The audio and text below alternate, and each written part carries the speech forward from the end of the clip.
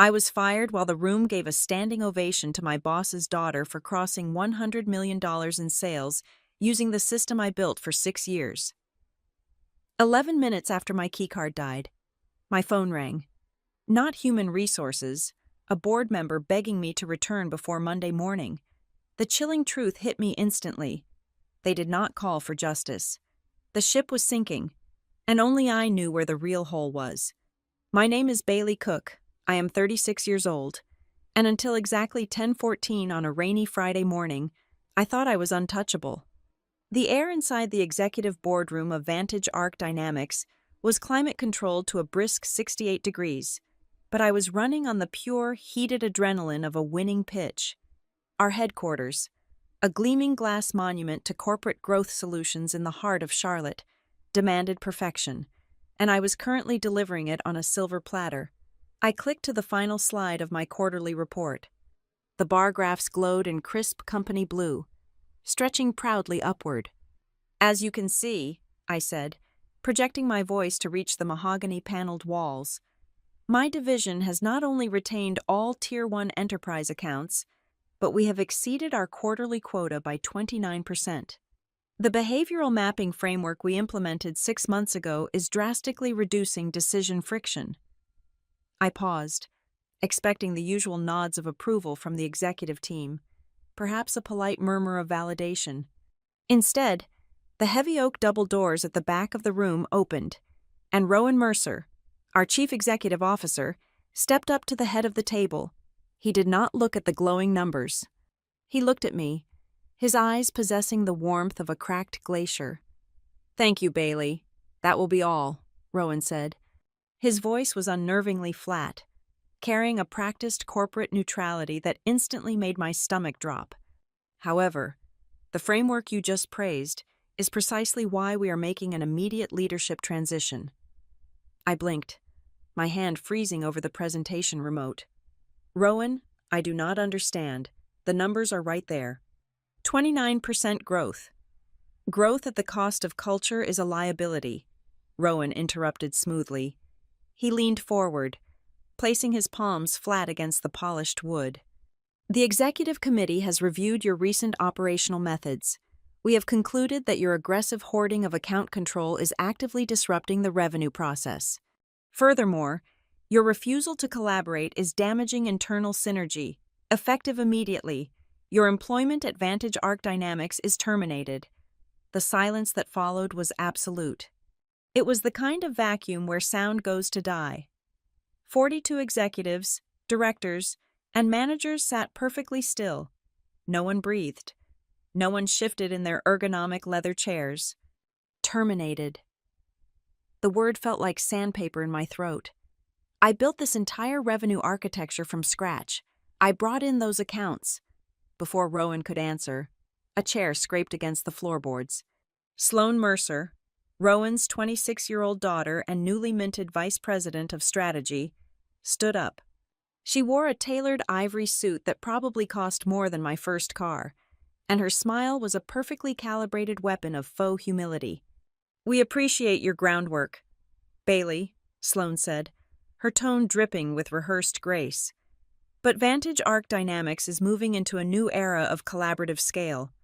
In fact, I am thrilled to announce to the board that as of this morning, under our new unified growth model, I have officially led the company past the $100 million sales mark."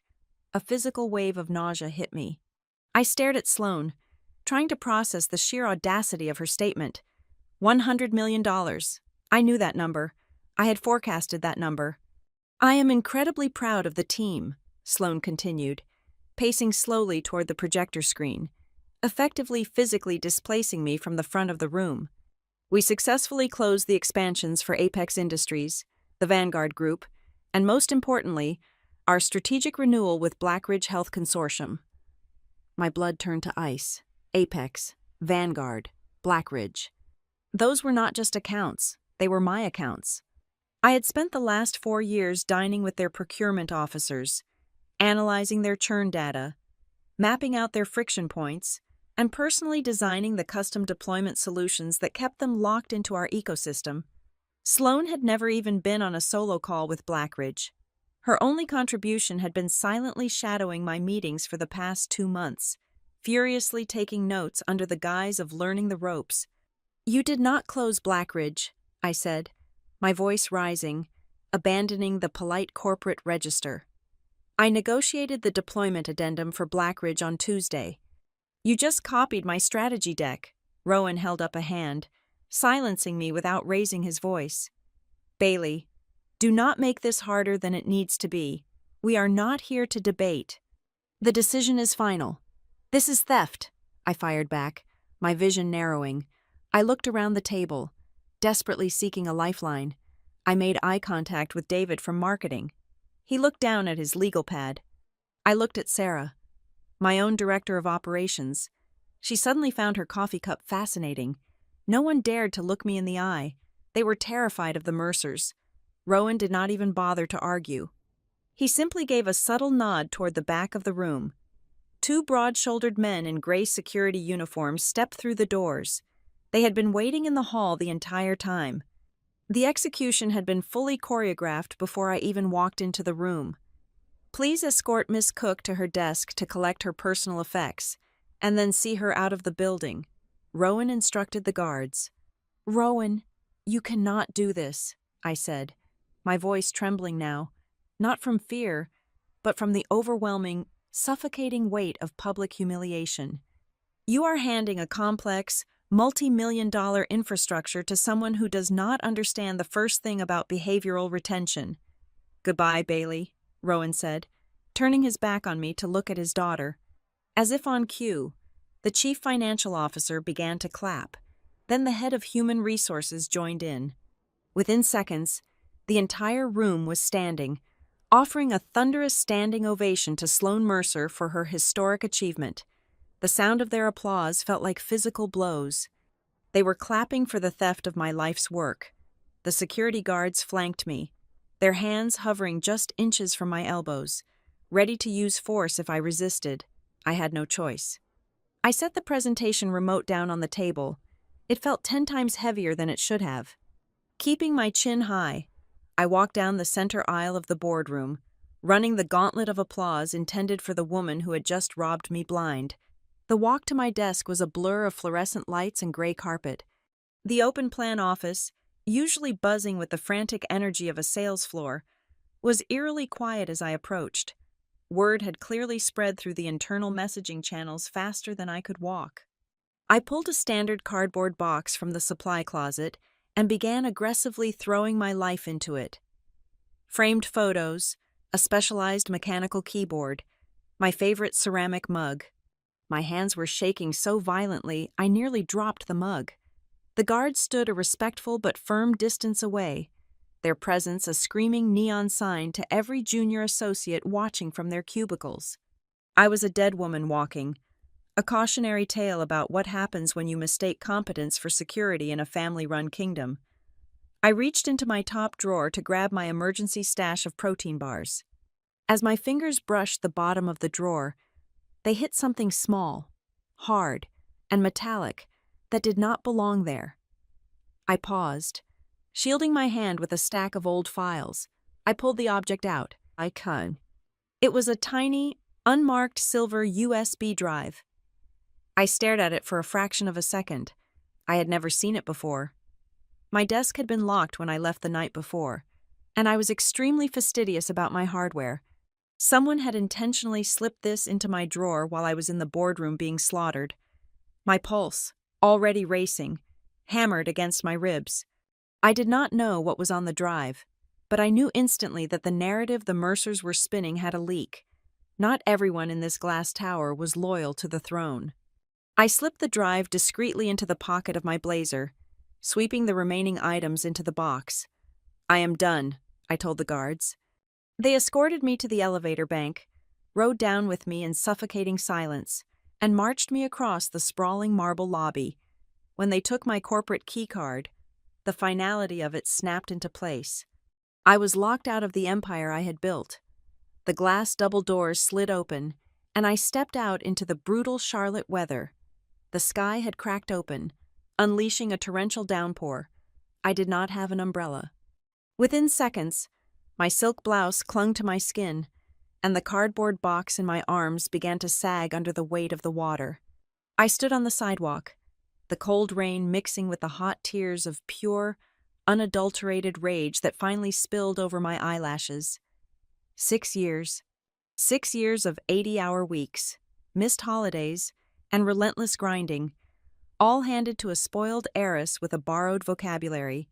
Then, muffled beneath the sound of the driving rain, my cell phone vibrated in my coat pocket. I shifted the dissolving box to my hip and pulled the phone out. I expected to see a notification from Human Resources about my severance package, or maybe a message from a sympathetic, albeit cowardly, colleague. The caller ID flashed a name that made me freeze. Elliot Vale. Elliot was not just anyone. He was the most aggressive, ruthless partner at the venture capital firm that backed Vantage Arc Dynamics. He was the lead independent member of our board of directors. He was the man who essentially held Rowan Mercer's leash. Why in the world was the board calling a terminated employee 11 minutes after her keycard was deactivated? I swiped the wet screen to answer, pressing the phone to my ear. Hello? Bailey, tell me you have not driven away yet. Elliot's voice barked through the speaker. There was no corporate polish in his tone today. He sounded breathless. He sounded panicked. I am currently standing in the rain holding a wet cardboard box. Elliot, what do you want? I asked, my voice devoid of any deference. I had nothing left to lose. I need you to come back inside, right now, Elliot demanded over the crackle of a bad connection. Your CEO just had me escorted out by armed security, I replied coldly. I think my return would damage internal synergy. Damn Rowan and damn his synergy, Elliot snapped. Listen to me very carefully. Bailey, Blackridge Health Consortium just called my direct line. They are freezing the entire $100 million expansion contract. They are threatening to pull their legacy business as well. I stood perfectly still as the rain pounded against my shoulders. They said they do not care who the vice president of strategy is. Elliot continued, the desperation bleeding through his authoritative facade. They said the system implementation is highly volatile, and they will only speak to the architect. They demanded to speak to you. If we do not get them back to the table before the markets open on Monday morning, this company is going to miss its debt covenants, and the whole house of cards comes down. I looked back up at the towering glass facade of Vantage Arc Dynamics. The anger that had been boiling inside me suddenly crystallized into something entirely different, something sharp, something dangerous. The board was not calling me because they realized a terrible injustice had occurred.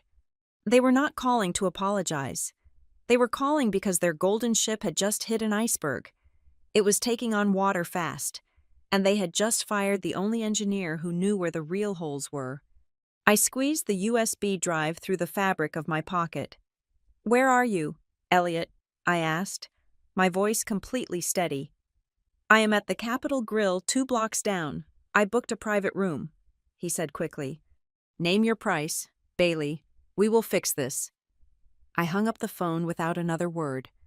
I walked over to the nearest public trash can, dropped the soggy cardboard box of my personal belongings into it, and turned my face toward the restaurant. I was not just going to fix this, I was going to own them. I grew up in a dying industrial town in Ohio, where the air always smelled faintly of rust, wet asphalt, and impending layoffs. My mother was a night shift accountant at a massive auto parts stamping plant that was bleeding jobs by the hundreds every single fiscal quarter. I used to sit at our cramped kitchen table at 6 a.m, eating cold cereal and watching her rub her exhausted eyes as she balanced complex ledgers for executives who would eventually lay her off 2 days before Christmas. That brutal morning was my first real education in the mechanics of corporate America. I learned very early, watching my mother pack her belongings into a plastic crate, that doing your job perfectly does not protect you. Hard work is a myth sold to the working class to keep them quiet. Merit is a shield made of wet paper.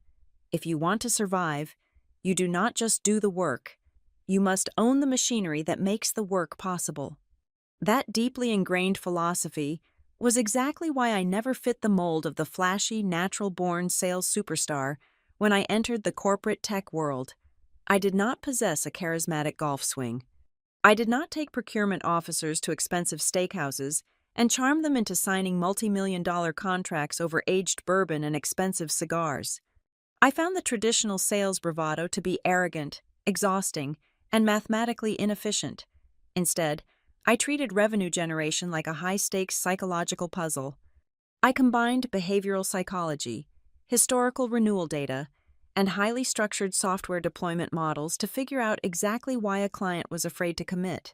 6 years ago, when I first walked through the glass doors of Vantage Arc Dynamics, the company was painfully mediocre. They were pulling in mid-level regional accounts, celebrating minor victories, and suffering from a catastrophic client churn rate. Their strategy was pure, unrefined brute force, the sales representatives to make 100 cold calls a day, send 50 automated emails, and pray for a miserable 2% conversion rate. I changed all of it by introducing a proprietary system I designed called the Decision Friction Map. The concept was entirely foreign to the aggressive, frat house sales culture Rowan Mercer had fostered. I forced my entire division to stop pitching shiny software features and start diagnosing psychological friction. I taught my team that a stalled enterprise contract was almost never about the price tag. It was entirely about the buyer's internal political risk. If a senior vice president at a global logistics firm buys our expensive software and the implementation fails, they lose their job and their reputation. I mapped out those exact fears. I created a rigorous, step-by-step diagnostic tool that anticipated every hesitation, structured the deployment timeline so the client saw immediate early wins, and essentially removed the word risk from their corporate vocabulary. The results were not just good, they were completely seismic. Within 18 months, our enterprise contracts surged by over 300%. Our client churn rate plummeted to the absolute lowest metric in the industry. We stopped fighting for regional scraps and started eating the market share of our largest, heavily funded competitors. The executive board suddenly found themselves sitting on top of an absolute goldmine, and they systematically built their entire 5-year growth ambitions squarely on the back of my methodology. Rowan Mercer, naturally, took the credit in the national business press, but internally, he loved to parade me around as the ultimate success story. "Look at Bailey," Rowan would say at every quarterly town hall meeting, gesturing toward me with an open palm while gripping a microphone. "She is the living embodiment of our company meritocracy. Pure grit, pure intelligence, and zero excuses." But the public praise was a highly calculated performance. Rowan liked showing me off as his prized racehorse, but he never actually shared the reins. Whenever I requested a formal seat on the executive steering committee or asked to convert my commission structure into actual equity shares, Rowan would deploy his signature paternalistic smile. "You are our absolute best player on the field. Bailey," he would tell me, patting the mahogany table in his office, "I need you out there driving revenue, not stuck in here arguing with lawyers over compliance and stock issuance. Your value is in the chase. Do not bog yourself down with boardroom politics." It was a polite, sanitized way of keeping me locked in the engine room while he steered the ship. I accepted it because I was making more money in a single year than anyone in my Ohio hometown would see in a lifetime, and because I naively believed that the sheer undeniable weight of my financial results would eventually force them to give me a seat at the adult table. Then, the dynamic shifted entirely. Sloan Mercer returned to Charlotte.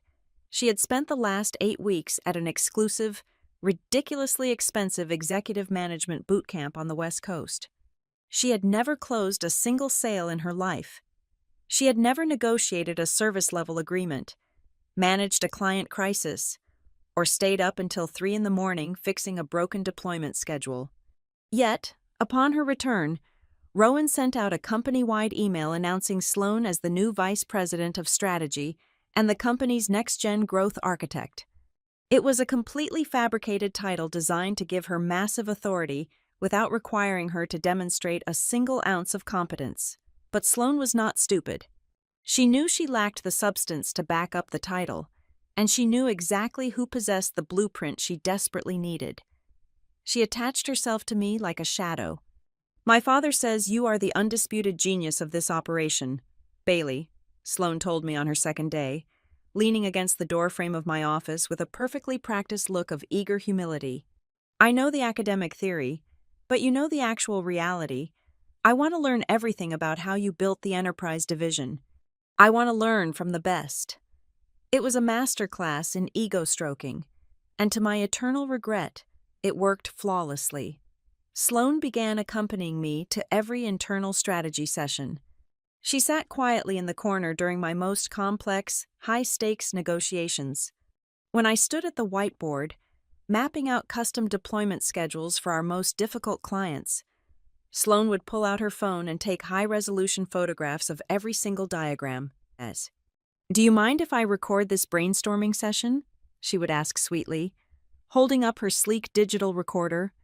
"You just speak so quickly, and I want to make sure I do not miss any of the brilliant nuances in your behavioral mapping." "Go right ahead," I would say, blindly handing her the keys to my kingdom piece by piece. She asked incredibly sharp, highly targeted questions. She did not ask about basic sales tactics. She asked about the deep architectural logic of my models. She wanted to know why I staggered the billing cycles in a specific way, or how I calculated the exact financial threshold for a client's risk tolerance. She was actively downloading my brain, categorizing my 6 years of grueling trial and error into neat, easily digestible bullet points in her expensive leather-bound notebook. I allowed it to happen because of my own deeply ingrained professional pride.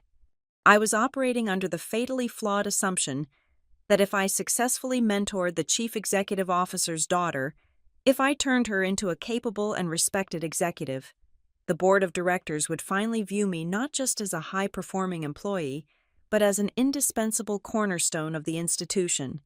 I thought I was buying permanent loyalty. I thought I was securing my eventual transition into the C-suite by proving I could build leaders just as effectively as I built revenue streams. I was profoundly wrong. I was not building a successor. I was arming my own assassin. I had spent my entire life trying to outrun the terrifying vulnerability I witnessed in my mother, only to meticulously build the exact weapon the Mercers would use to execute me. My pride had swung the heavy vault door wide open, and Sloane simply walked in, took the gold, and calmly changed the locks. Intellectual property theft in a corporate environment never happens in a sudden, dramatic heist. It does not announce itself with alarms or shattered glass. It happens inch by bloody inch. It is an insidious, creeping invasion that makes you question your own sanity long before you question your colleagues. It started with my calendar. I would log in at 7 in the morning to prepare for a crucial sync with the product engineering team, only to find the meeting had been moved to 3 in the afternoon. When I asked the organizers, they casually mentioned that Sloane had requested the shift to accommodate her new executive flow. Then, it was the customer relationship management software. Right in the middle of drafting a high-priority renewal proposal, my screen would flash a cold gray access denied error. For 2 hours, I would be locked out of my own pipeline. When I called the information technology help desk, the access would mysteriously return with a polite, dismissive email, blaming a temporary server migration. The most glaring early warning was my executive assistant, Marcus. I had spent 2 years training him to anticipate my operational needs. One Tuesday, I walked into the office to find his desk entirely cleared of his personal belongings. A brief sterile email from Human Resources informed me that due to cross-departmental optimization, Marcus was being permanently reassigned to support the Vice President of Strategy. I was left managing a multi-million-dollar portfolio with zero administrative cover, while Sloane had my right-hand man organizing her catered lunches. The true scope of the parasitic infection became undeniable exactly 1 week later at the quarterly leadership off-site retreat in the Blue Ridge Mountains. I sat in the second row of the dim conference room, nursing a lukewarm coffee, as Sloane took the stage to present the new corporate vision. The massive projector screen lit up behind her. My breath caught in my throat. It was my strategy deck, the slide architecture, the color-coded flowcharts, the granular data points, Analyzing Buyer Hesitation. It was exactly the framework I had built over 6 years of grueling trial and error. But the title slide did not bear my name or the original project title. In bold, aggressive lettering, it proudly announced the Mercer expansion stack.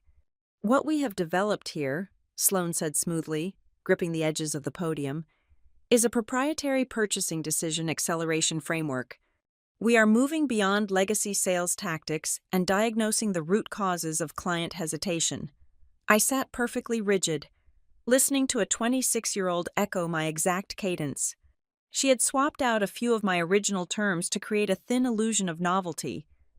My decision friction map was now her risk mitigation matrix.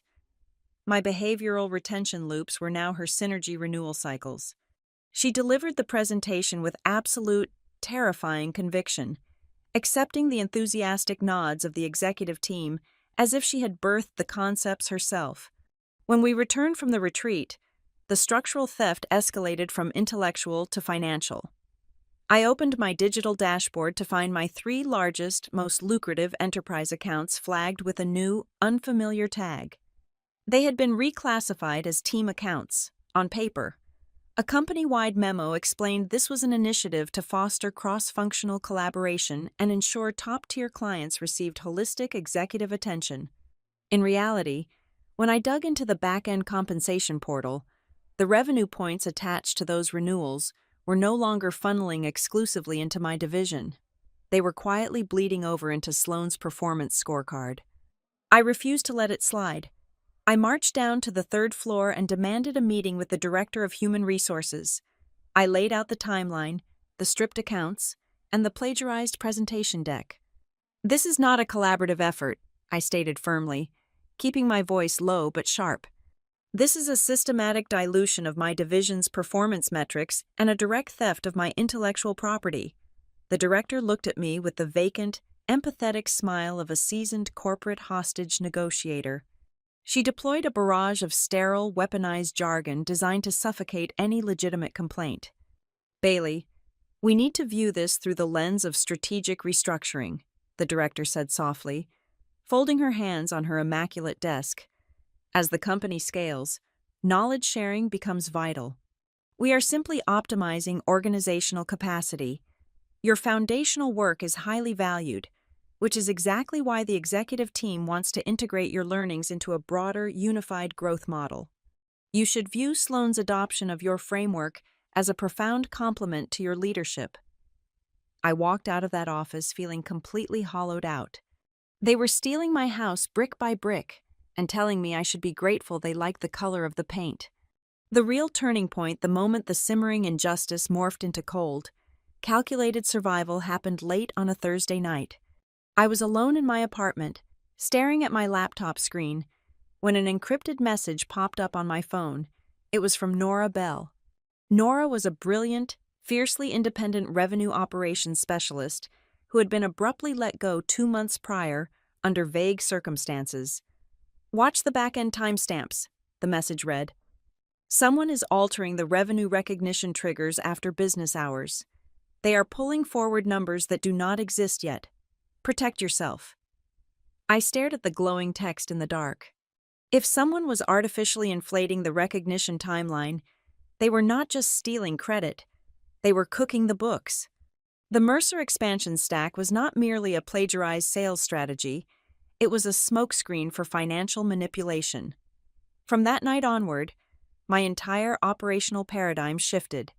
I stopped trying to prove my worth to a leadership team that was actively trying to consume me. Instead, I became a digital ghost in my own department. I started quietly harvesting the metadata of every crucial file.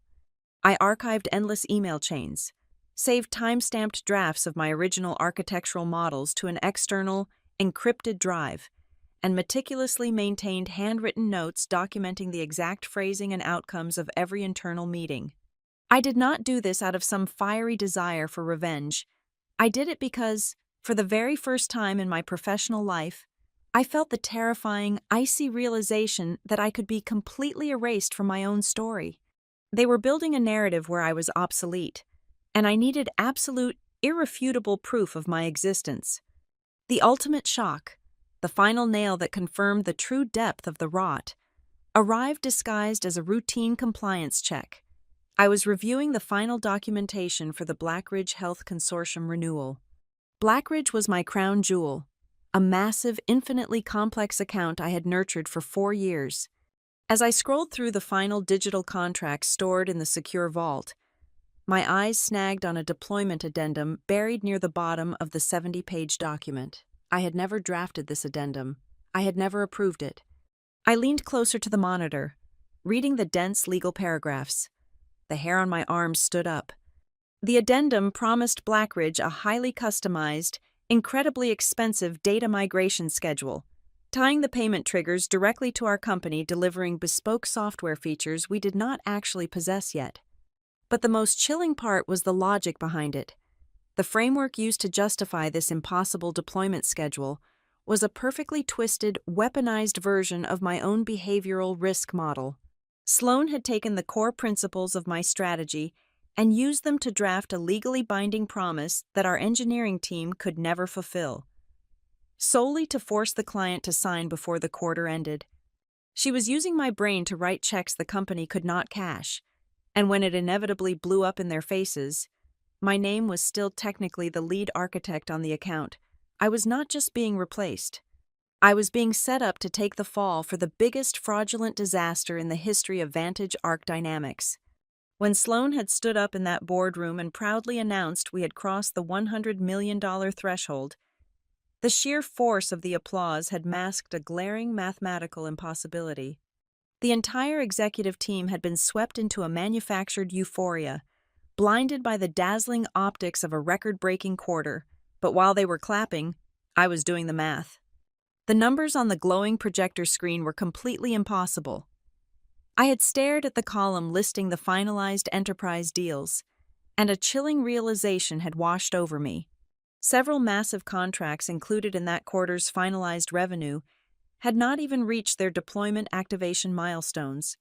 According to basic accounting principles, you absolutely cannot recognize that cash yet.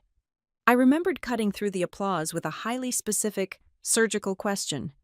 "Rowan," I had said, my voice slicing through the celebratory noise, "how exactly are we structuring the rebates on the Vanguard and Apex accounts?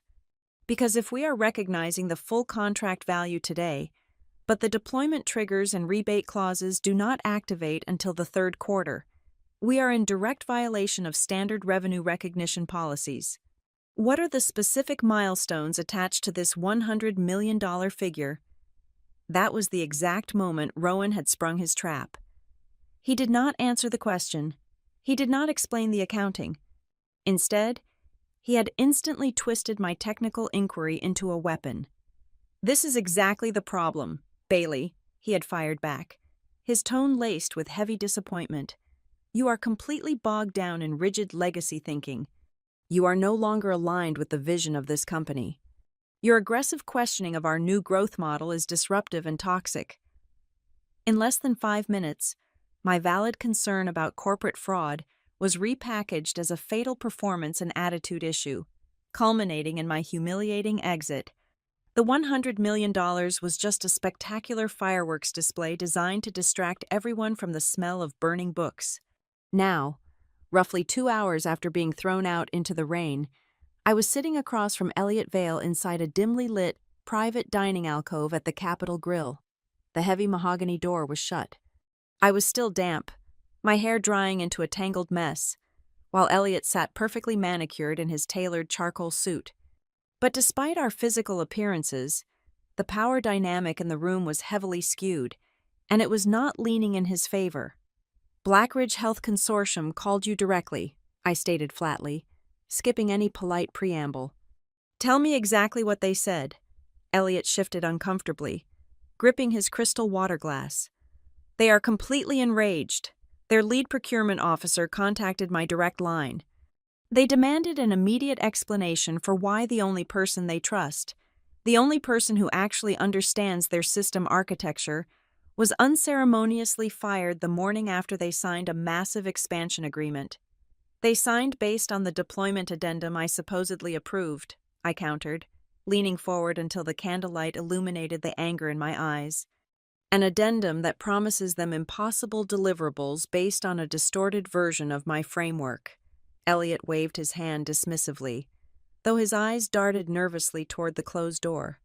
We can manage the deliverables later. Right now, we have a catastrophic optics crisis. If Blackridge pulls their legacy business, the ripple effect will trigger a massive sell-off. We need you back inside the building. Bailey. Immediately, he pushed a thick cream-colored envelope across the white tablecloth. I am not going back to work for Rowan, I said, ignoring the envelope. I would rather set my career on fire. You will not be reporting to Rowan, Elliot replied quickly, his voice tight with urgency. The board of directors is prepared to create a new, autonomous role for you. Chief Revenue Recovery Officer. You will bypass the executive suite entirely and report directly to me and the independent directors. You will have full authority over the enterprise division. You will have more power than you ever had under the Mercer regime. It was an incredibly tempting offer, a direct line to the board, complete autonomy, and a chance to rip my division back from Sloane's incompetent hands. But my survival instincts, honed by weeks of watching the Mercers steal my work inch by inch, were screaming at maximum volume. Something was profoundly wrong. Board members like Elliot did not react this frantically just because one client threw a tantrum. They were venture capitalists. They managed massive financial risks for a living. This was not risk management. This was blind panic. Why the sudden urgency? Elliot, I asked, keeping my gaze locked on his face. If Blackridge is just an optics issue, you send the crisis public relations team. You do not offer a fired employee a direct line to the board within 2 hours. What did the independent auditors say about the quarter close? Have you filed the preliminary numbers with the investors yet? Elliot tightened his jaw, the polite corporate mask slipping just a fraction. The audit is standard procedure. The investor relations team is handling the communications. We just need to stabilize the flagship accounts. You are dodging the question. I pushed harder, my voice dropping to a dangerous whisper. I asked about the rebate structures in the boardroom, and Rowan panicked. He fired me because I accidentally touched the tripwire. Now you are sitting here, sweating through your silk shirt, begging me to come back and hold the Blackridge account together. Why did the board react so abnormally fast? What kind of investor pressure are you currently under? Bailey, you are overthinking this, Elliot insisted, forcing a tight, unconvincing smile. We simply recognize that a grave error in judgment was made by the chief executive officer regarding human capital. We are rectifying it. Do not look a gift horse in the mouth. Read the contract. Name your salary. Just fix the Blackridge situation before Monday morning. He was lying, or at the very least, he was heavily curating the truth. He wanted me back not to lead, but to act as a highly paid human shield.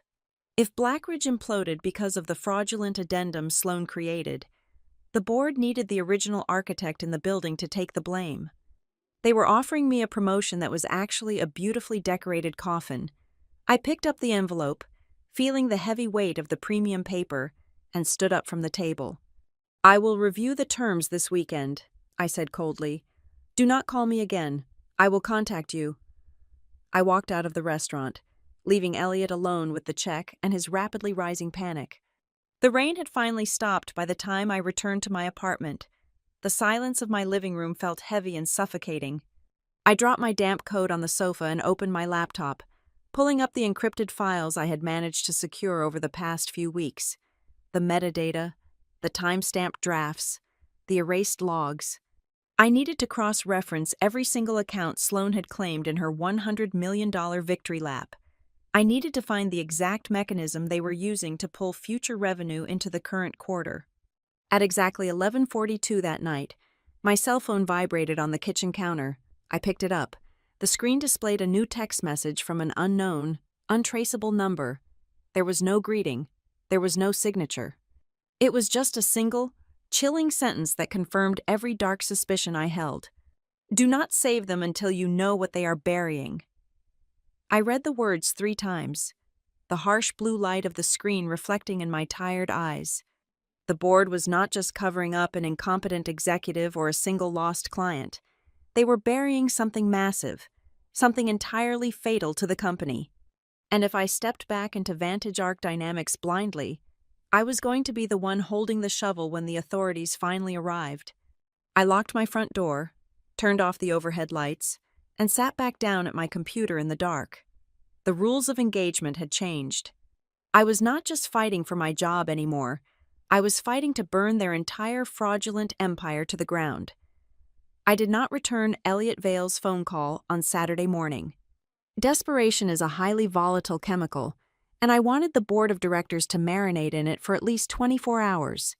If I rushed back to the negotiation table immediately, I would be playing the role of the grateful, vindicated employee. I had zero intention of being grateful, and vindication was no longer my primary objective. I needed leverage, and to get that, I needed to understand exactly what kind of fire Elliot was trying to put out. Instead of answering my phone, I drove across the city to a nondescript apartment complex to meet Nora Bell. Nora was the brilliant revenue operations specialist who had sent me the cryptic warning text the night before.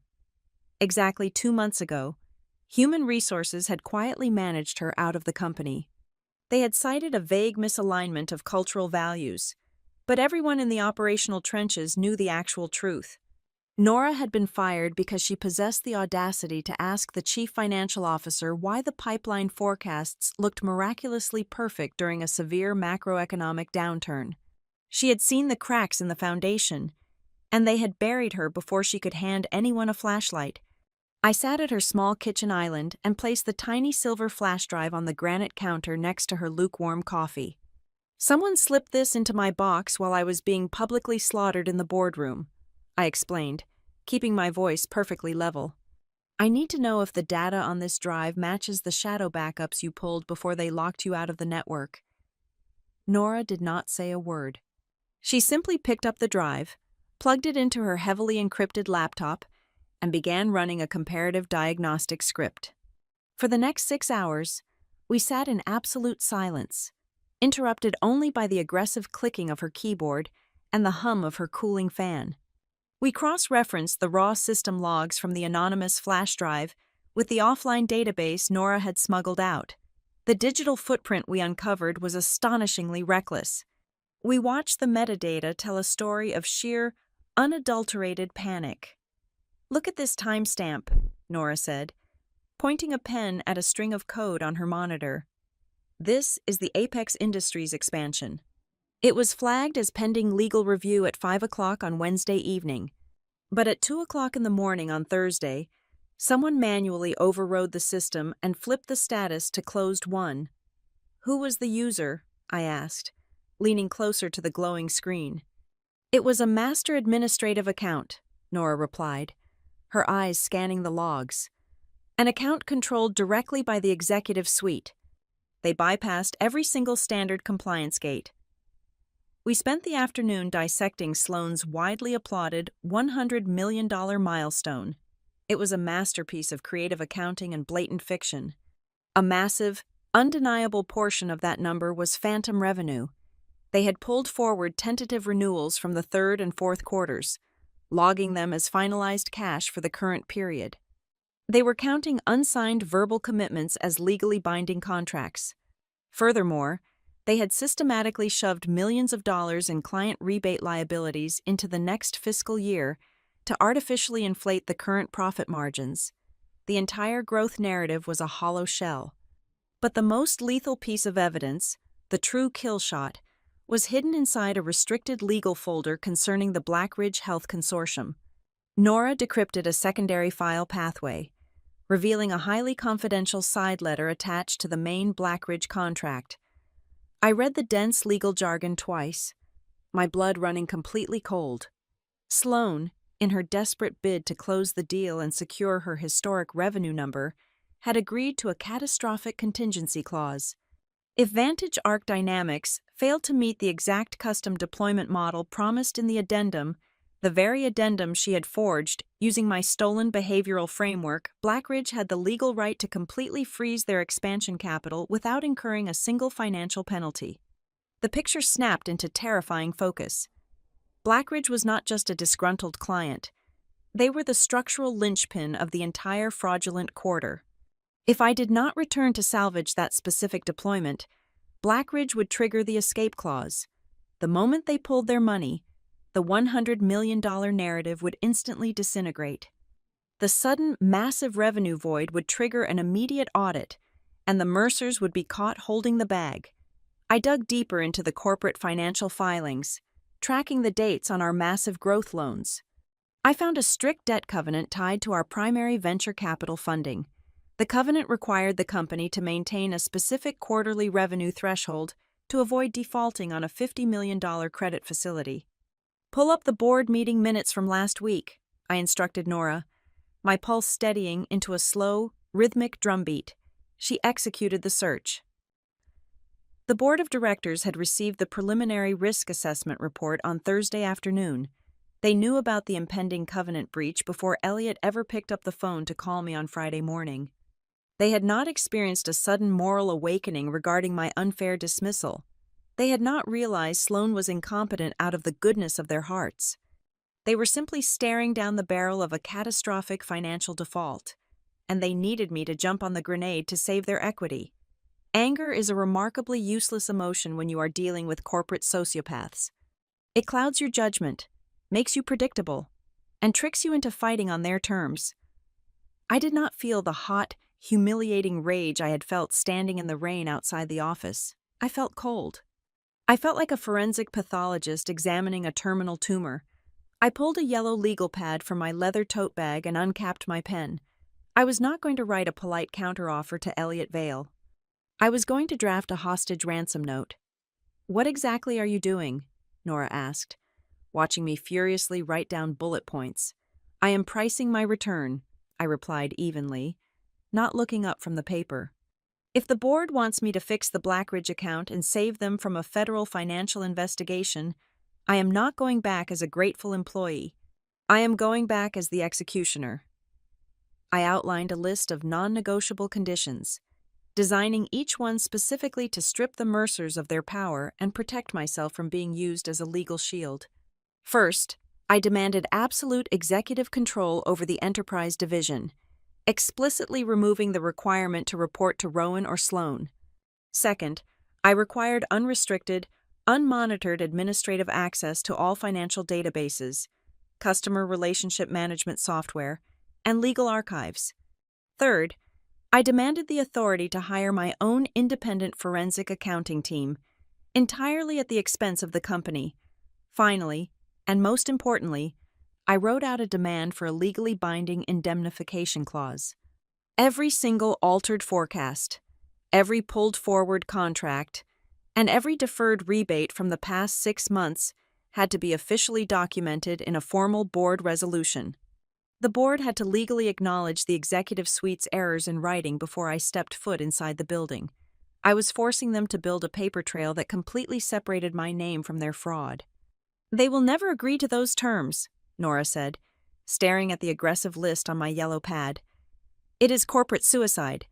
You are asking them to officially document their own financial crimes before an auditor even arrives." "They will sign it," I said, tearing the yellow sheet from the pad and folding it precisely in half. "Because corporate suicide takes a few months to kill you. Blackridge is going to kill them on Monday morning at 9 o'clock. They are out of oxygen, and I am the only person holding a tank." I walked into the executive boardroom at exactly 8 o'clock on Monday morning. The environment was drastically different from the public execution I had endured just 72 hours prior. The room was mostly empty. Rowan Mercer and his daughter were noticeably absent. Instead, 6 independent board members sat around the massive mahogany table. The air was thick with the distinct bitter smell of black coffee and suppressed panic. Elliot Vale sat at the head of the table, his usually immaculate suit looking slightly rumpled, his eyes betraying a severe lack of sleep over the weekend. I did not sit down. I did not wear the submissive, grateful posture of an employee who had been graciously invited back from exile. I stood at the opposite end of the table, placing my leather tote bag onto the polished wood, projecting the cold, detached authority of someone holding the absolute last oxygen valve on a suffocating submarine. Let us skip the corporate diplomacy, I began, my voice ringing clearly through the cavernous room. I know exactly why I am here. You do not just need my sales acumen. You need my personal credibility with the Blackridge Health Consortium. You need my fundamental understanding of the deployment architecture. Most importantly, you need my ability to look at your disaster of a ledger and differentiate between actual, banked cash and the decorative fiction your executive team used to inflate this quarter. Elliot cleared his throat, attempting to project a calm, authoritative demeanor that completely failed to reach his eyes. Bailey, we acknowledge that mistakes were made in the haste of the transition.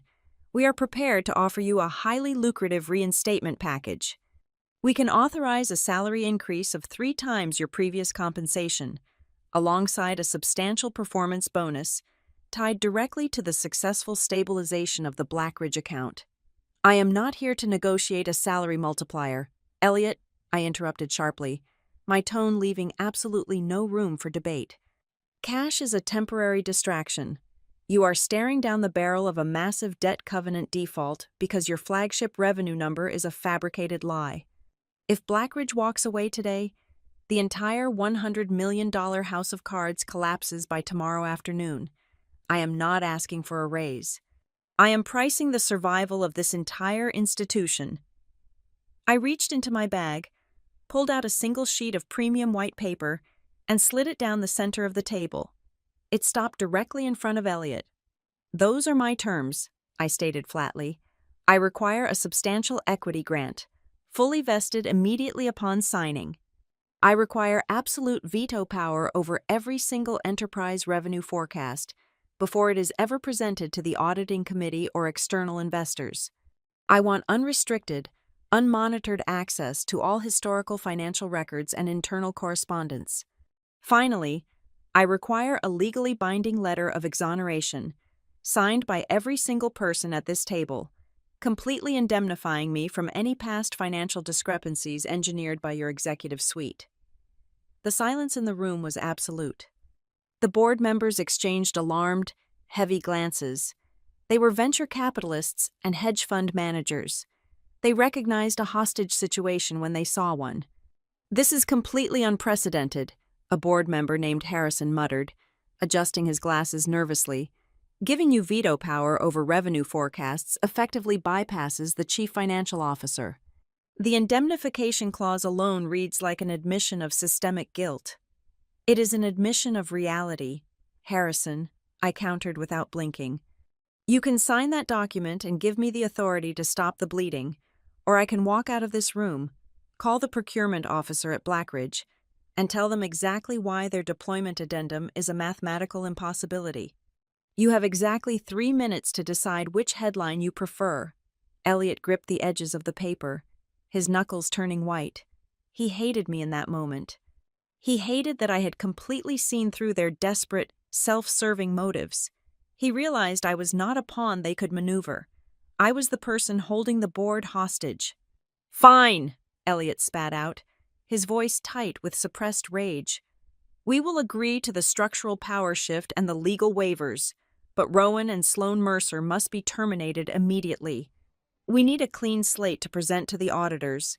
We will announce their departure this afternoon." "No," I said instantly, my voice dropping to a dangerous, quiet register. "Rowan and Sloan stay exactly where they are for now."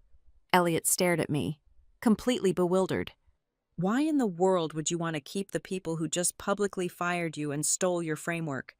Because if you fire them today, they become scapegoats, and the trail of evidence ends with them," I explained, leaning forward and resting my hands on the table.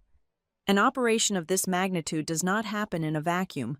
Sloan did not manually alter the database timestamps by herself. Rowan did not hide the rebate structures without help. They have a network of accomplices inside this building.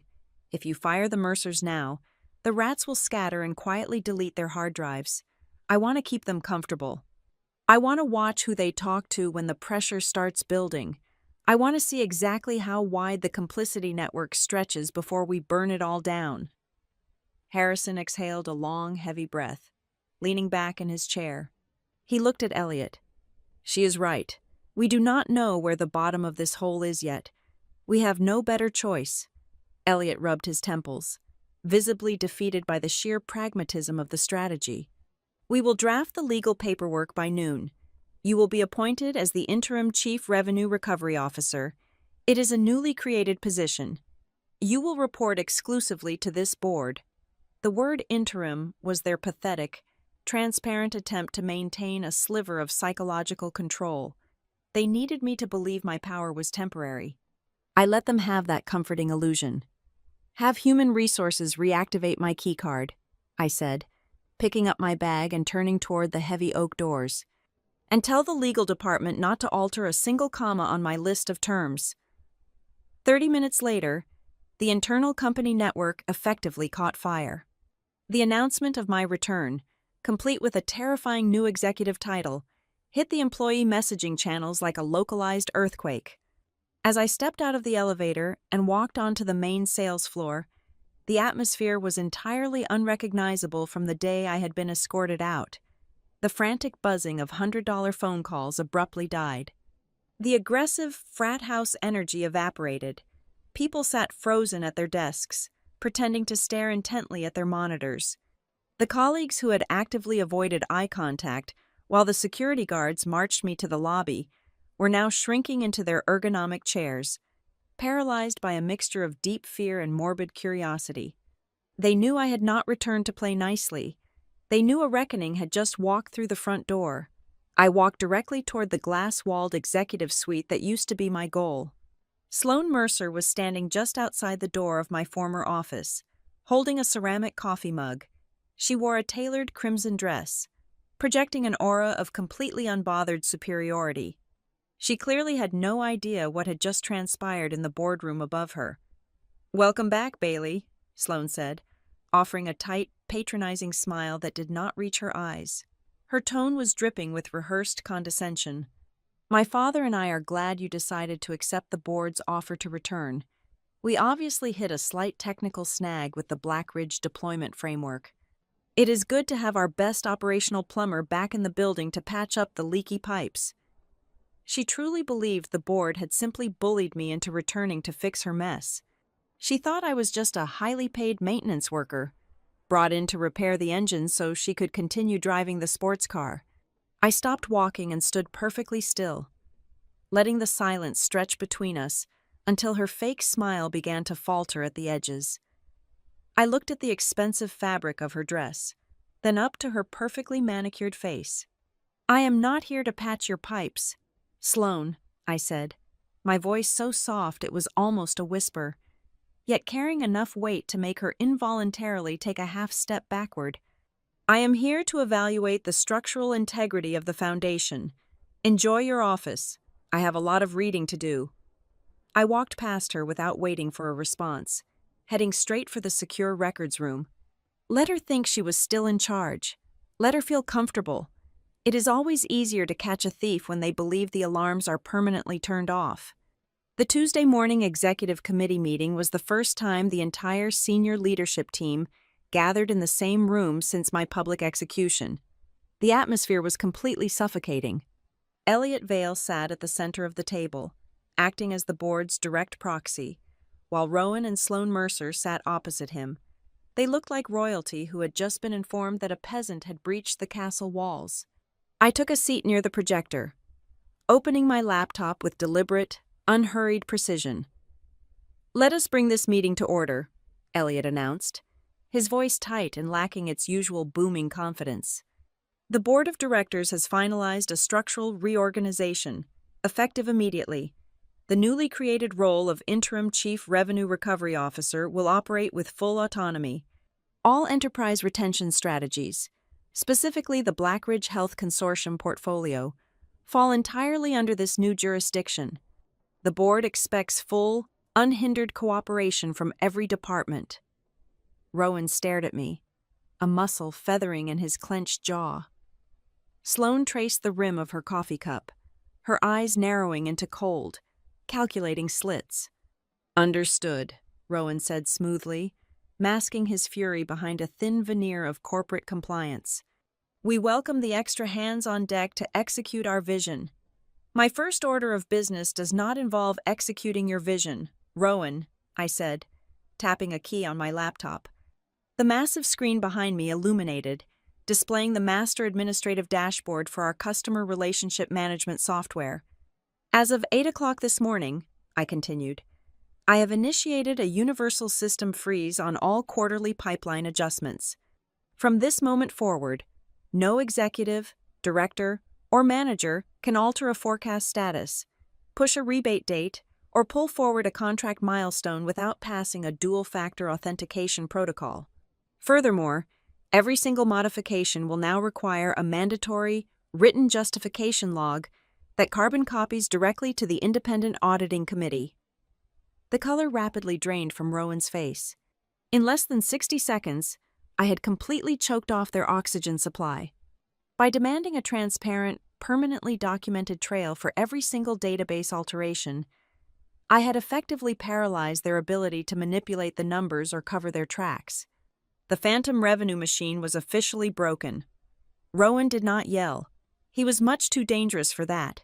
Instead, he leaned back in his heavy leather chair and picked up a thick, unmarked manila dossier from the table. Transparency is a wonderful concept, Rowan said, his voice dropping to a low, theatrical rumble. It is a shame you did not practice it before your departure last week.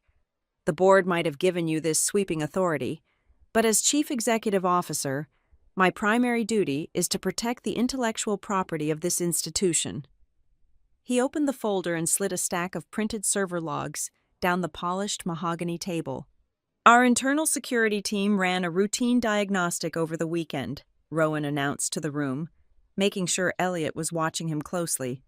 We discovered that on the Thursday evening prior to your termination, exactly 45 gigabytes of highly classified pricing models, custom deployment architecture, and enterprise client profiles were exported from the secure server. The destination was an external, unencrypted hard drive. A heavy, terrified murmur rippled through the seated executives. Corporate espionage was the ultimate, unpardonable sin. Rowan was not just trying to fire me again, he was laying the groundwork for a crippling federal lawsuit. He was painting a narrative that I had known my days were numbered and had prepared to sell the company's most vital secrets to a competitor. Sloan instantly seized the opening, adding her own layer of toxic venom to the character assassination. It certainly clarifies the situation with the Blackridge Health Consortium, Sloan noted, her voice laced with manufactured disappointment.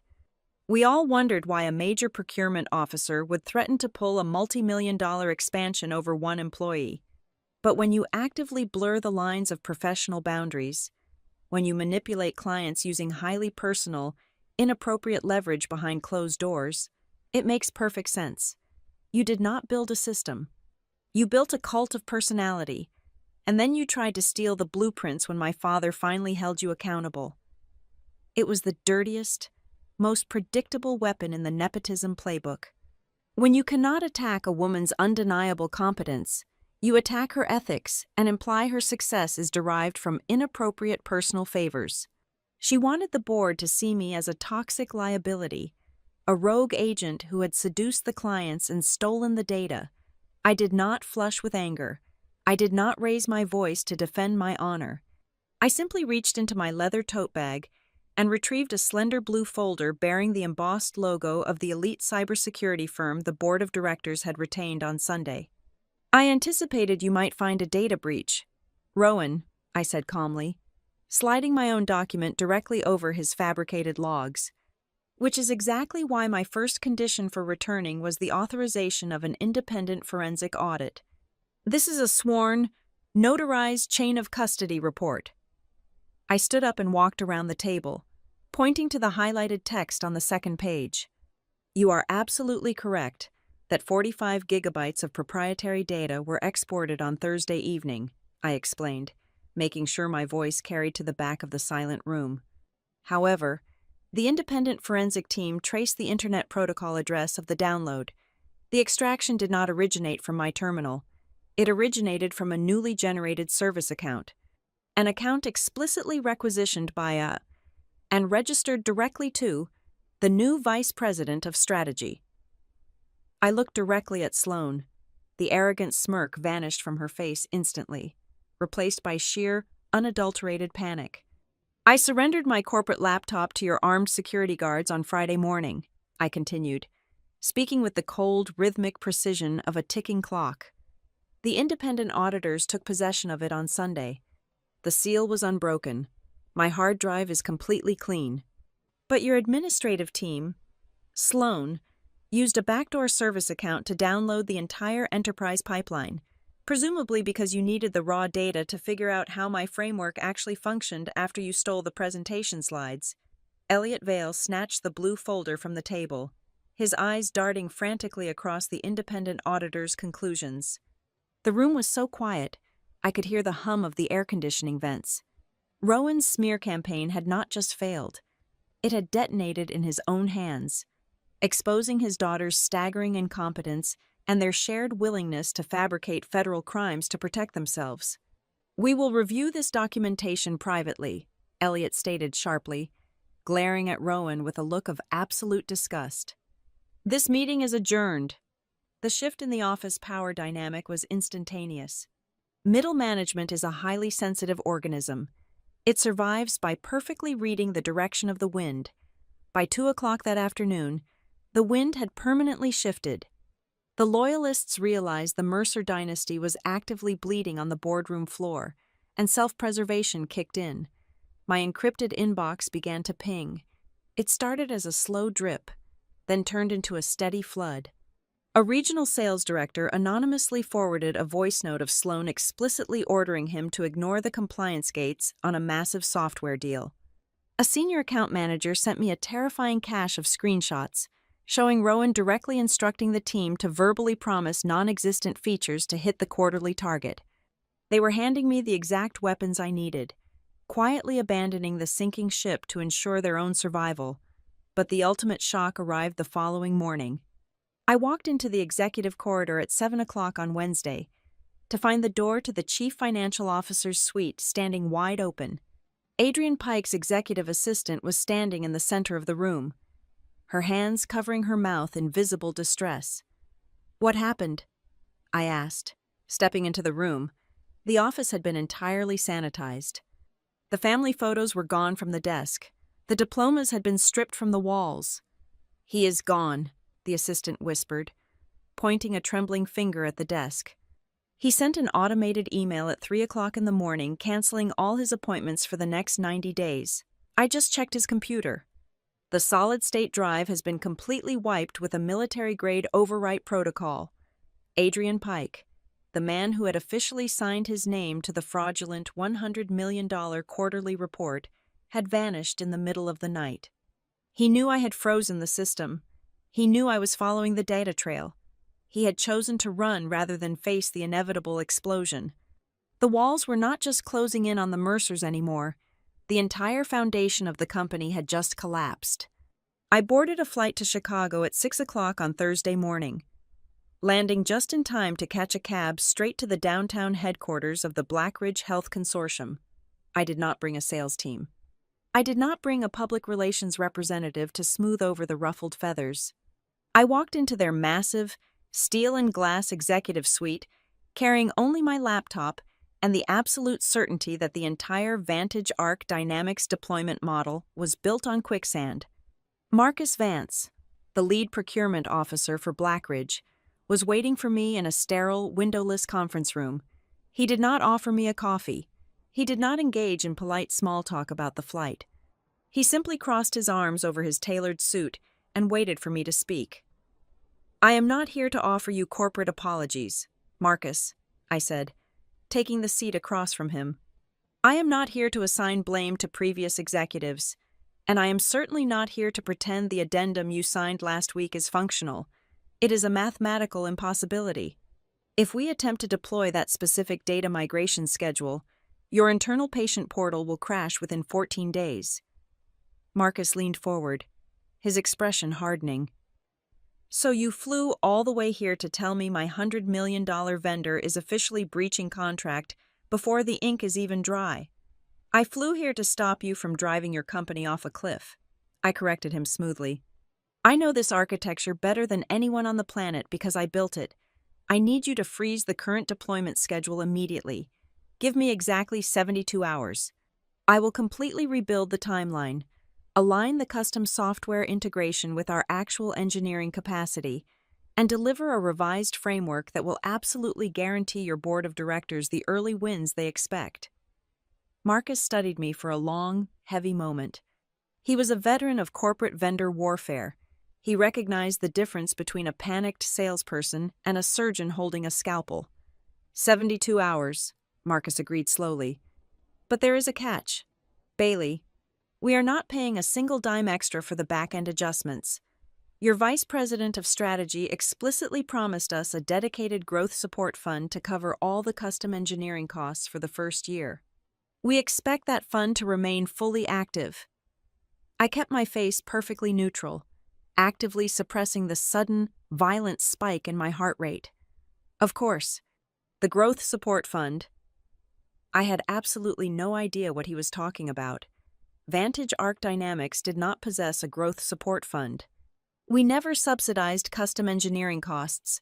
It fundamentally violated our margin requirements.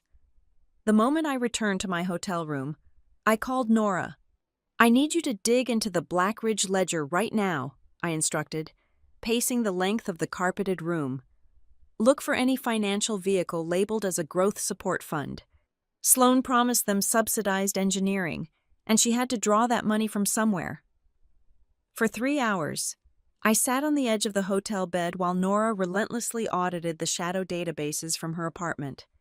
The deeper she dug, the more the smell of corporate rot filled the air. I found it, Nora finally said, her voice echoing through the phone speaker with a sharp edge of disbelief. It is not an internal fund.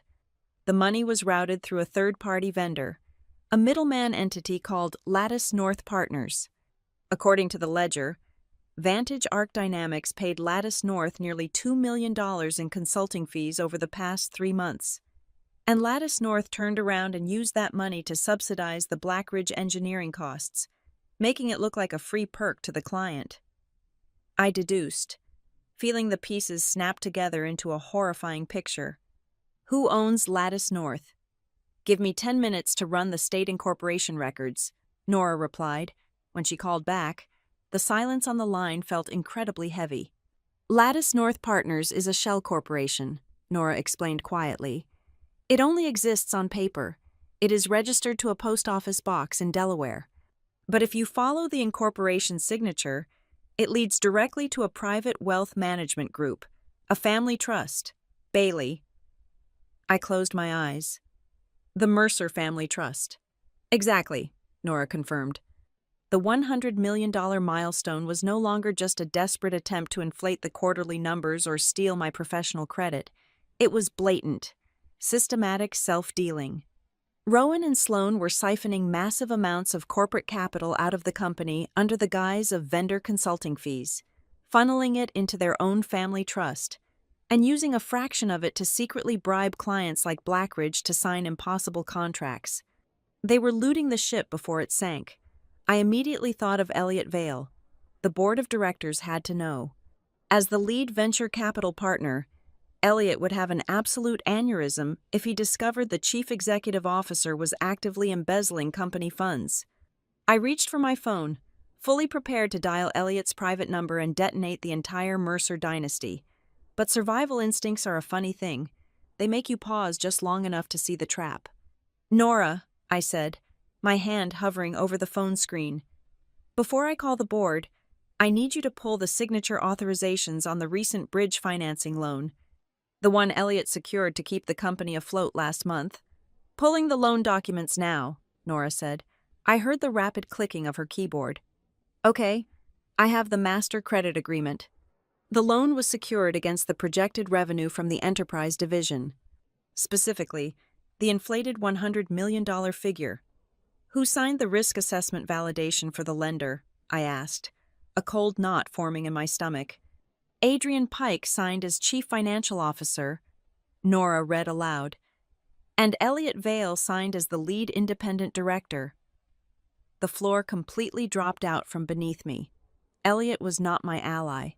He was not the naive venture capitalist who had just woken up to Rowan's incompetence. Elliot had personally signed off on a massive corporate loan using fraudulent revenue projections.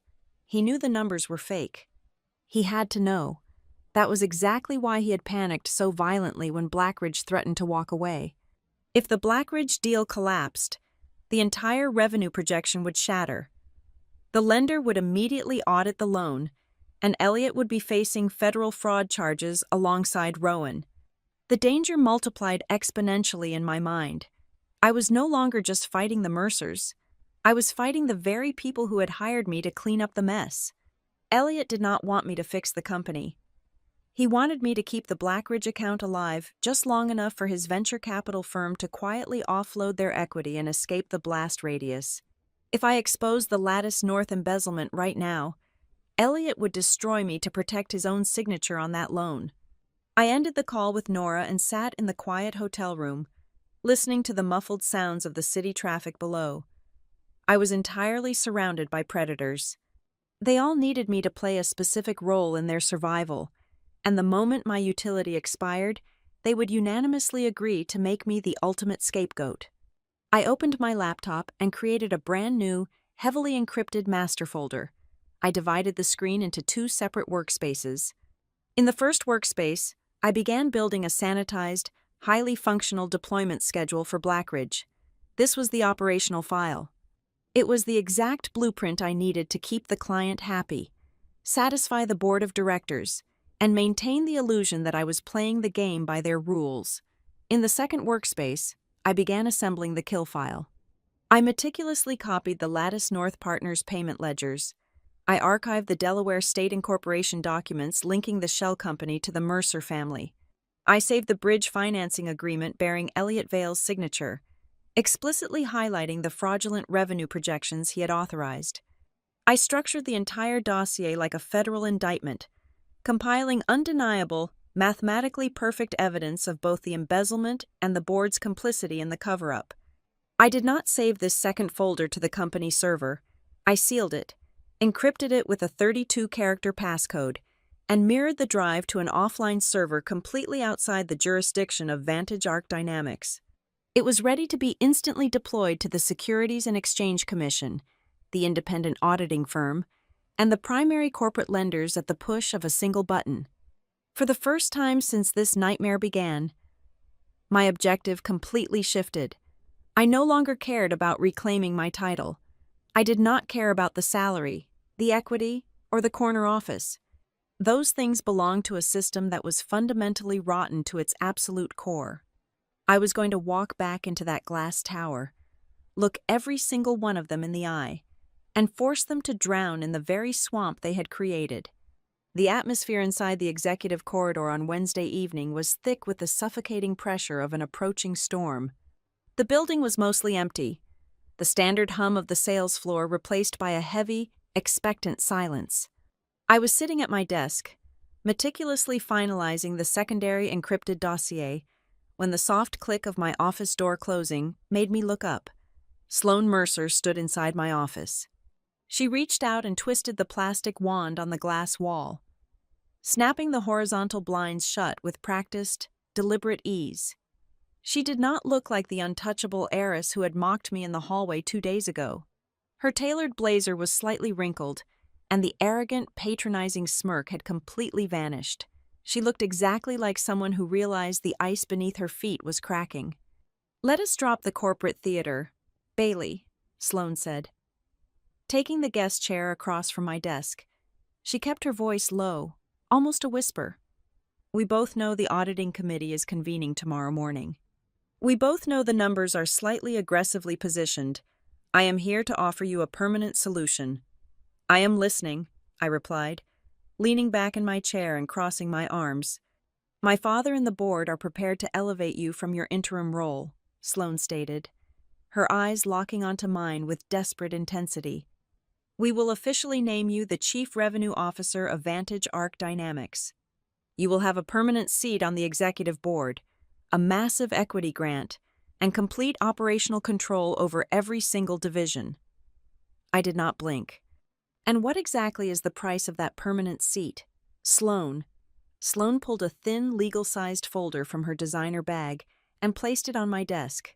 A signature. It is a standard, ironclad non-disclosure agreement.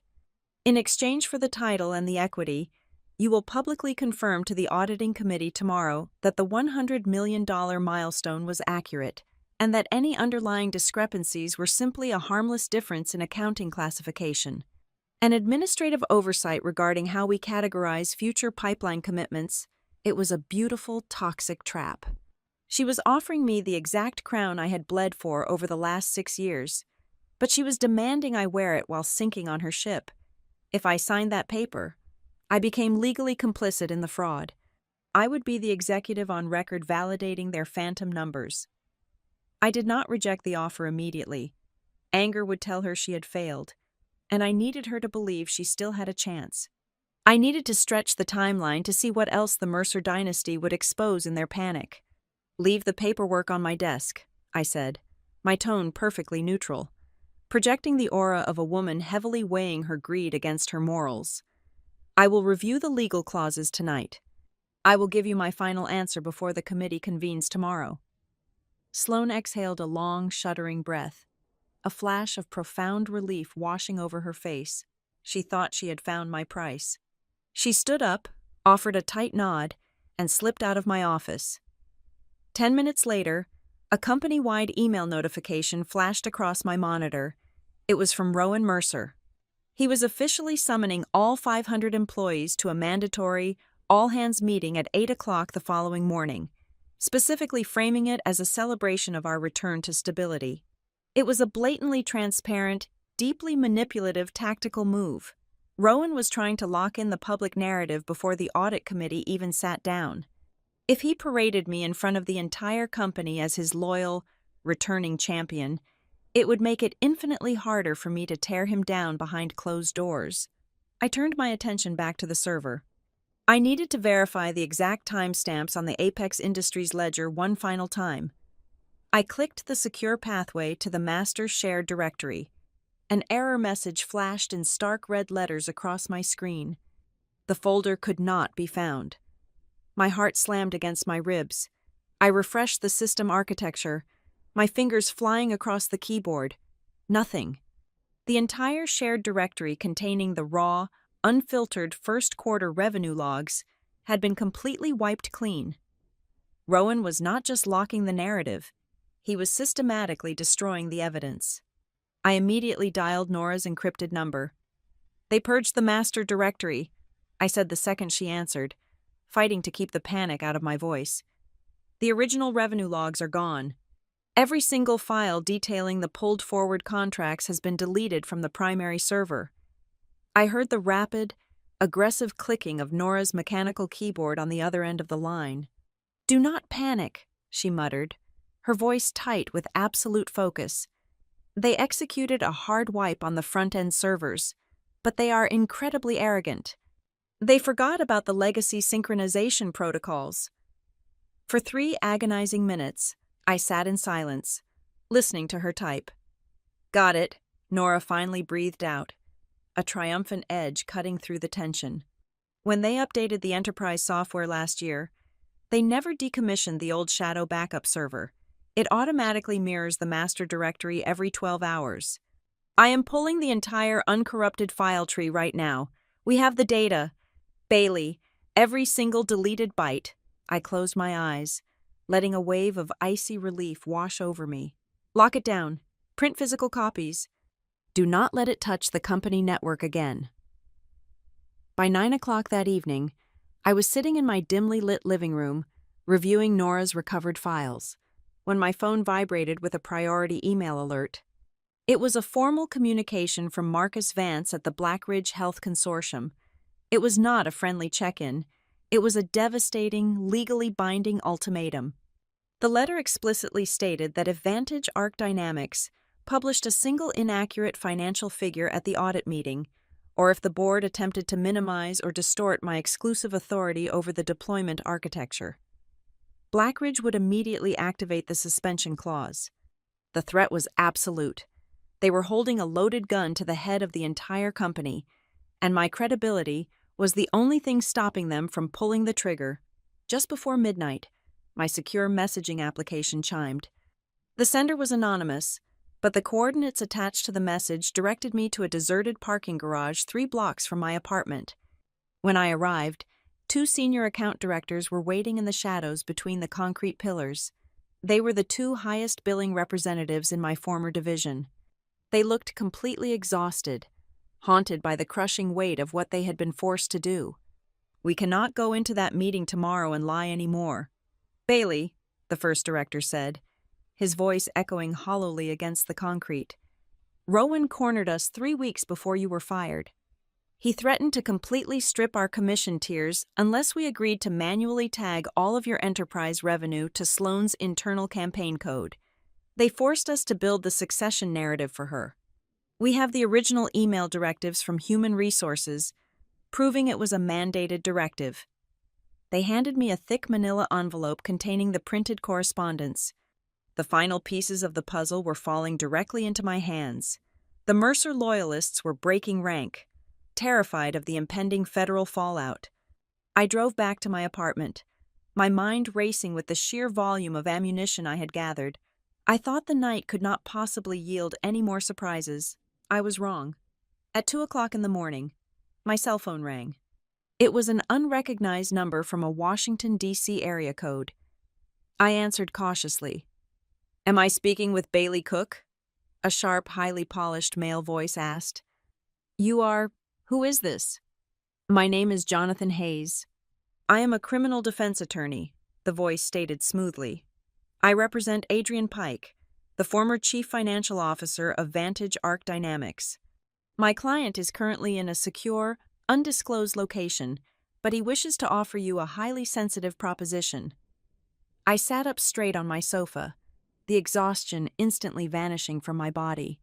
Adrian Pike, the man who had vanished into thin air, was reaching out from the dark. "What does Adrian want?" I asked coldly. "Immunity," the lawyer replied without hesitation. "Adrian knows you have the shadow ledgers. He knows you are preparing to detonate the Mercers tomorrow morning. He is willing to provide you with the master encryption keys to the secret rebate subledger, as well as his personal, handwritten minutes from the executive forecast adjustment meetings. In exchange, he wants your guarantee that you will present his cooperation favorably to the independent auditors and the federal investigators."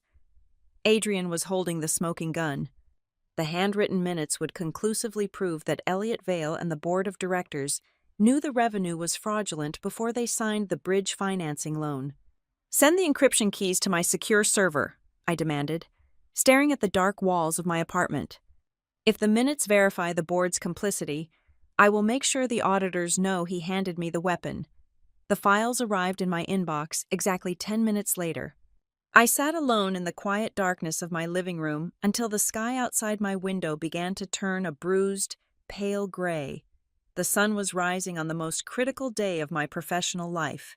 Sloan had tried to buy my silence with a title. Rowan had tried to trap me with a public celebration. The board had tried to buy my complicity with a massive salary and false authority. I looked at the finalized kill file glowing on my laptop screen. The decision was absolute and terrifyingly clear.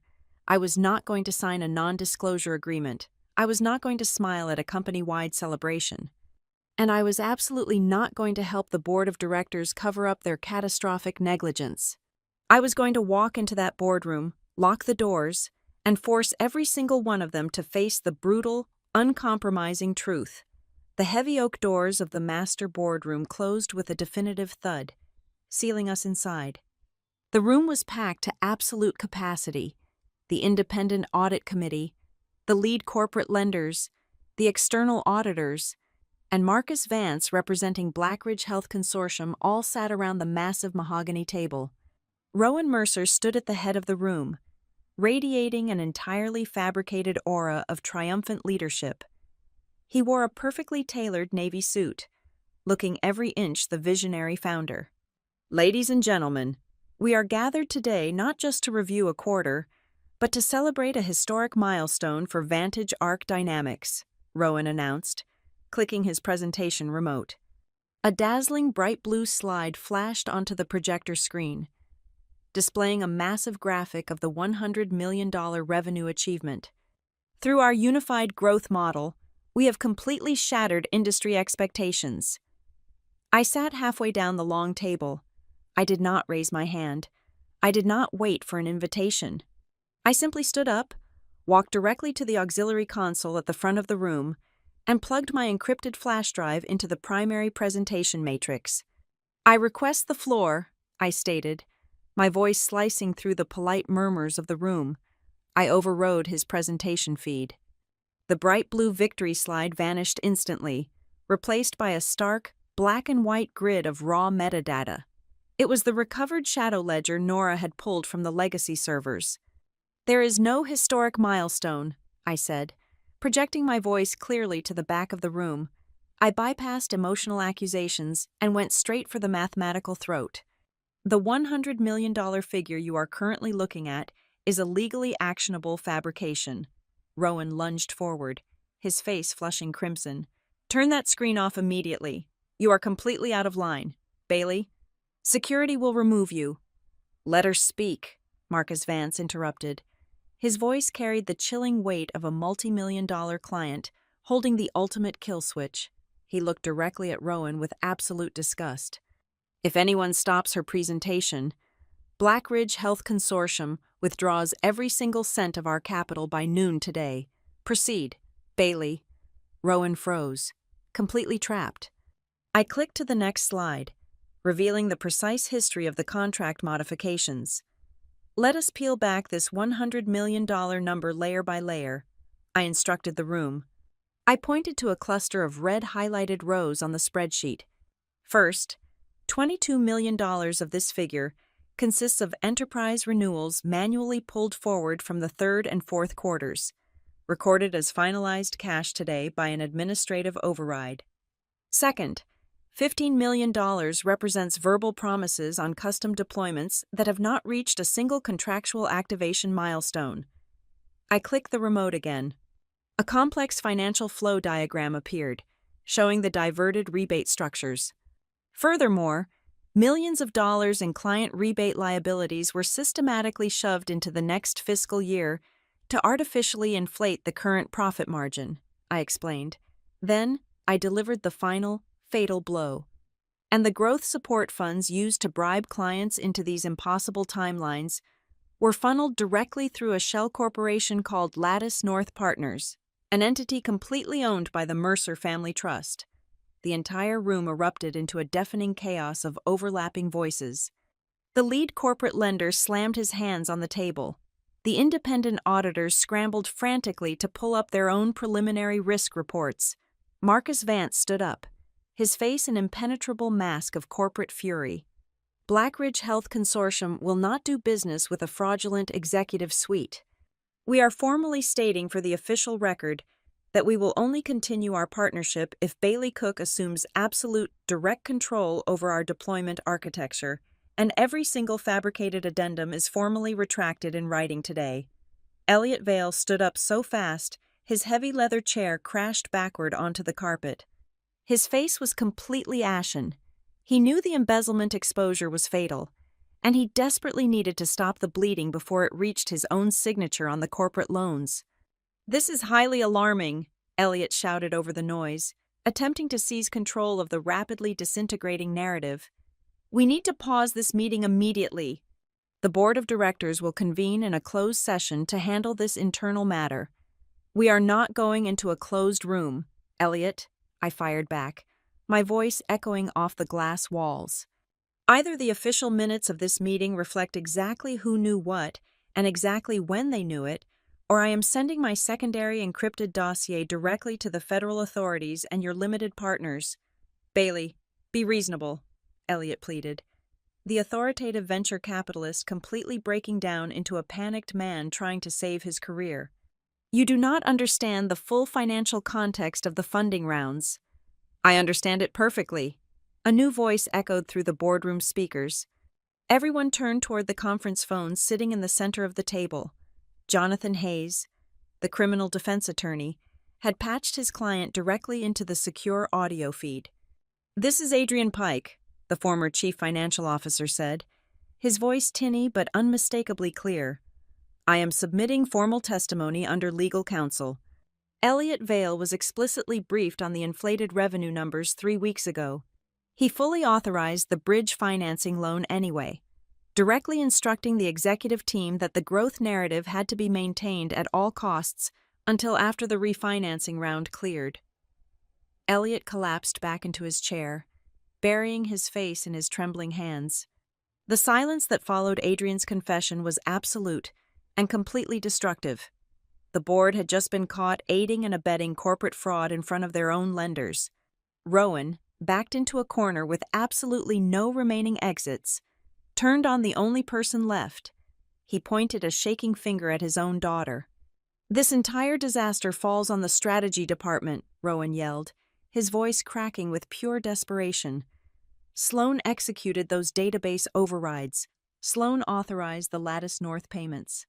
I trusted my vice president of strategy to manage the framework, and she completely failed to maintain compliance. Sloan stared at her father, her eyes wide with sheer, unadulterated horror.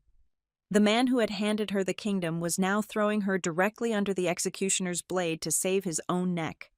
"Are you insane?" Sloan screamed back, completely abandoning any professional decorum. Her voice was shrill and panicked. "You told me to do it. You literally stood in my office and told me to borrow Bailey's behavioral framework because I did not understand the math. You told me we just needed to survive this one single quarter, and we could fix the ledgers later. You made me sign those shell company transfers." The room watched in stunned, morbid fascination as the Mercer dynasty completely detonated in real time. A father and daughter screaming at each other, tearing each other apart in front of the very people who had once given them standing ovations. The fallout was swift and absolute. Before the audit committee even adjourned for lunch, Rowan Mercer was formally stripped of his title and forcibly removed from the building by the exact same security team he had weaponized against me just a few days prior. Sloan Mercer was terminated with extreme prejudice, her corporate assets frozen pending a joint civil and criminal investigation into the embezzlement. Elliot Vale did not escape the blast radius. The lenders demanded he be immediately placed under an independent legal review, effectively destroying his standing as a venture capital partner. I did not accept the permanent chief executive officer title. I demanded the board appoint me strictly as the interim chief revenue officer. Before I signed a single document, I forced the remaining board members to execute a public, legally binding exoneration clearing my name of any involvement in the Mercer fraud. I mandated the immediate creation of a restitution fund to restore the stolen commissions to the account directors who had been coerced by Rowan. Finally, I implemented a transparent, immutable oversight mechanism for every single future revenue forecast. I had won. The people who had tried to bury me were now buried under the rubble of their own arrogance.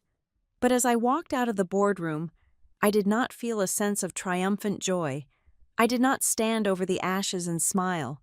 At 8 o'clock the next morning, the entire company gathered in the main atrium for the all-hands meeting Rowan had so arrogantly scheduled. The 500 employees stood in absolute silence, staring up at me as I walked to the center stage. They were terrified, exhausted, and waiting for someone to tell them what the future held. I stepped up to the microphone. I looked at the sea of faces, people who had been manipulated, lied to, and nearly dragged down by a corrupt family. I did not offer them corporate platitudes. I did not promise them an easy journey. "The truth does not save this company," I said, my voice cold, short, and echoing through the massive glass atrium. "The truth only ends the charade. The rest, we have to rebuild ourselves."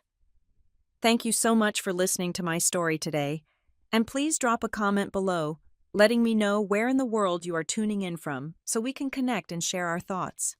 Do not forget to subscribe to the Boss Revenge Stories channel, like this video, and show your support by hitting the hype button so this story can be heard by even more people.